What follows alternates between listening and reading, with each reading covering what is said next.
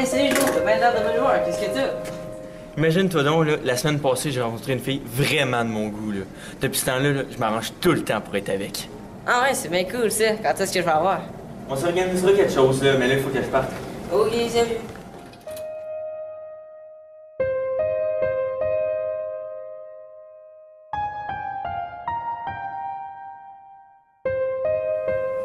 Hé Amélie, attends-moi, quoi de neuf depuis qu'on s'est rencontrés? Enfin, il te v'là. Tu sais quoi, j'ai rencontré un gars super.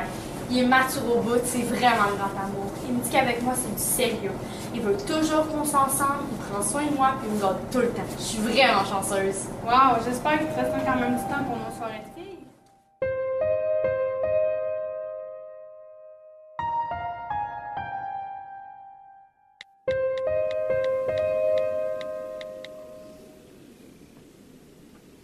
Hey, salut Joe, qu'est-ce que tu fais? Je fous rien, là. Amélie est encore avec ses amis, je sais pas pourquoi. Elle se voit toute la journée à l'école. Elle dit qu'elle m'aime, là. Si c'était vrai, là, elle serait avec moi. On aurait pu aller voir un film au cinéma ce soir, là, puis elle pouvait pas encore. Là. Faut qu'elle arrête de se rencontrer autant, là. J'aime pas ça qu'elle fasse passer avant moi. Arrête de vouloir être tout le temps avec, le gars. Je me connecte sur Xbox tantôt à 8h30 si ça te tente. Ok, j'arrive tout de suite.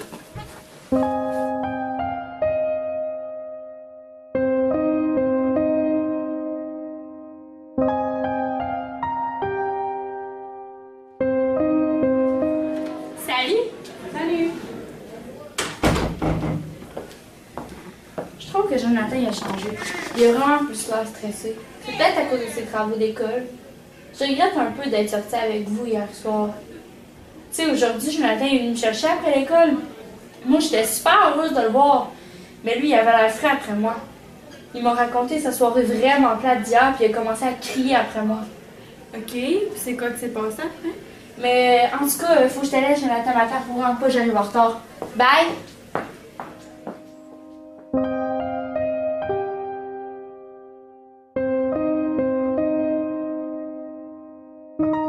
Au début d'une relation amoureuse, il est tout à fait normal de vouloir passer beaucoup de temps avec l'autre.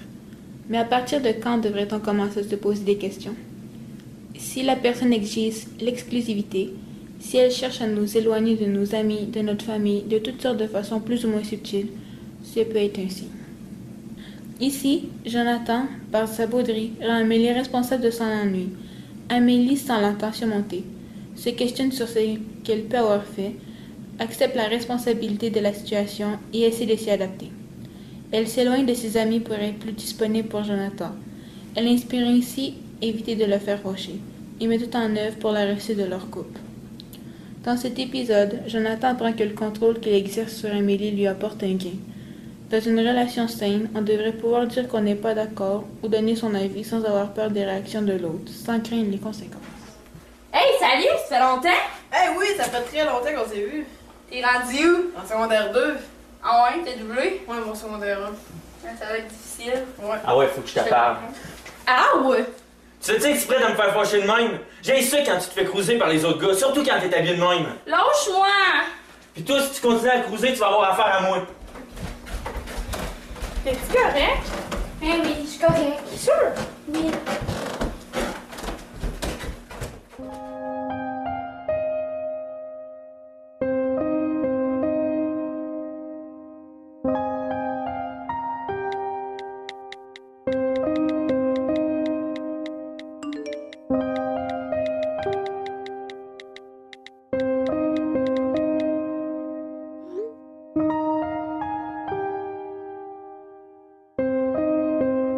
Examinons la situation. Quelle est l'intention derrière les gestes de Jonathan? A-t-il quelque chose à gagner? Donne-t-il l'impression que c'est lui seul qui est important, donc que c'est lui qui décide? Essaie-t-il d'empêcher Amélie d'avoir d'autres intérêts que lui? Souhaite-t-il prendre plus de pouvoir sur la vie d'Amélie? Regardons l'agression. De quel type s'agit-il? Physique. Il lui serre le bras. Psychologique. Il la critique sur son habillement. Impact sur Amélie. Elle ne comprend pas. Elle pleure. Elle est gênée et elle n'ose pas parler. Elle a peur. On remarque qu'au début, Amélie ressent un sentiment d'injustice, mais rapidement, Jonathan la rend responsable de ce qui arrive. Puis il se justifie. Il explique ses gestes en évoquant son enfance malheureuse et la violence vécue dans sa famille. Bref, la cause du geste est extérieure à lui. Il rend ici Amélie responsable de la situation en lui laissant sous-entendre qu'elle ne le comprend pas. Il est très important de retenir que personne n'a le droit d'imposer sa volonté en utilisant la violence. C'est toujours la personne qui pose le geste violent qui en est responsable. Bye tout le monde! Ah, t'es toute seule aujourd'hui? T'es pas avec tes amis? Ben oui, je suis toute seule, je vois presque plus mes amis. Mon chum veut pas.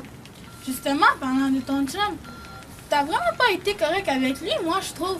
Faut que tu te comprennes, tu vas même qu'il soit jaloux. Sa mère est partie de la maison quand il avait juste 10 ans. T'es bien chanceuse d'être avec un bon gars comme mon ami Jonathan. Ouais, t'as peut-être raison. Je me sens mal d'avoir agi de même. C'est vrai que ça a pas dû être facile pour lui de me voir avec un autre gars. Je vais faire attention pour te rendre jaloux.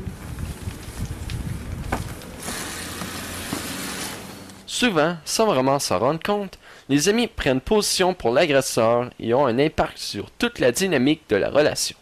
Ici, Annie vient ajouter du poids aux justifications utilisées par Jonathan. Cela augmente le sentiment de culpabilité d'Amélie, qui va, une fois de plus, s'adapter à la situation. De plus, on enlève à Jonathan sa responsabilité parce qu'on rend ses gestes acceptables en les expliquant par la jalousie. La jalousie est souvent vue comme une preuve d'amour. Mais attention, ce qu'on aime ne nous appartient pas. Qu'est-ce qui s'est passé hier avec Amélie, là? Je t'ai trouvé pas mal fâché. T'es pas mal dur avec, tu devrais pas la traiter de même. T'as peut-être raison, le Big, là. Tu sais, je la veux juste pour moi, je veux pas la perdre. Tu comprends-tu? T'es ben trop jaloux, faut que t'aies avoir quelqu'un. Tu l'aimes ben trop. Salut Valérie, t'as l'air fatiguée. Je sais que j'ai pas dormi la nuit à cause de ce qui s'est passé avec Jonathan. Faut vraiment que je te parle avant qu'il arrive.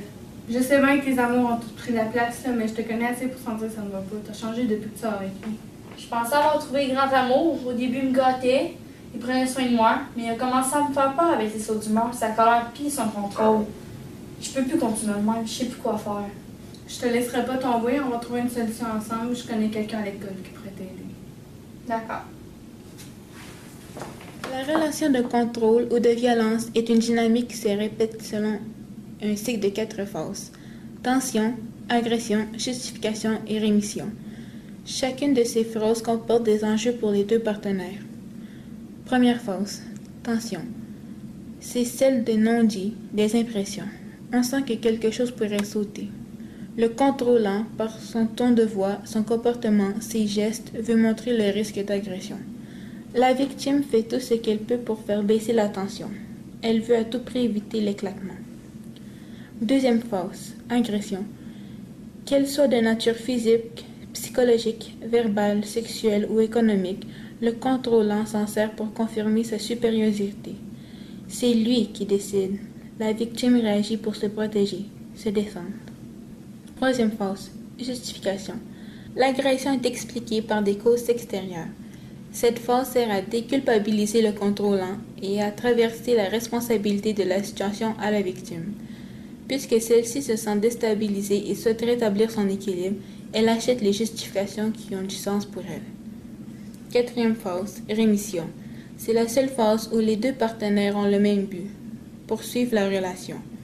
Le contrôlant souhaite maintenir le contrôle et la victime veut sauver sa relation amoureuse.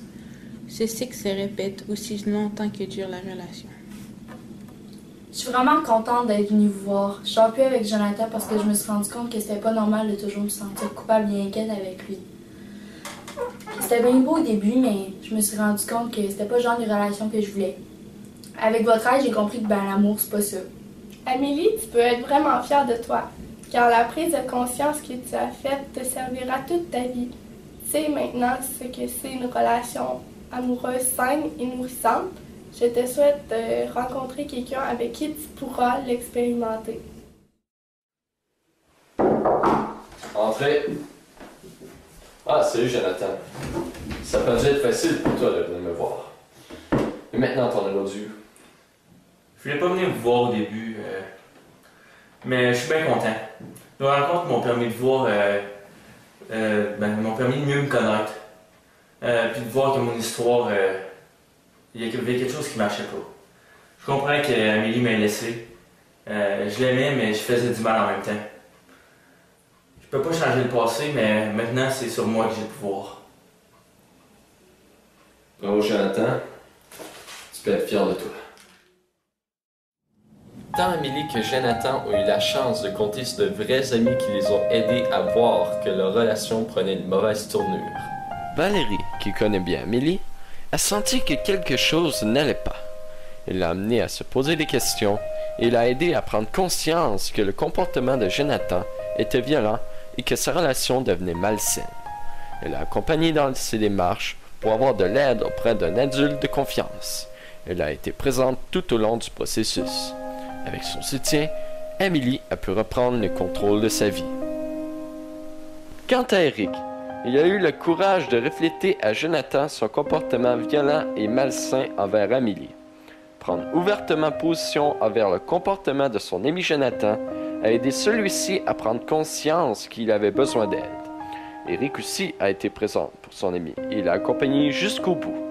Grâce à son appui, Jonathan aussi a pu reprendre le pouvoir sur sa propre vie et comprendre que dans une relation amoureuse saine, on n'a pas de pouvoir sur la vie de l'autre. Face à toute forme de violence, les amis ont un rôle de premier plan à jouer. Il est vrai par contre que chaque personne reste responsable de ses prises de conscience et de ses actes. Le rôle des amis se limite à accompagner et essayer d'influencer positivement.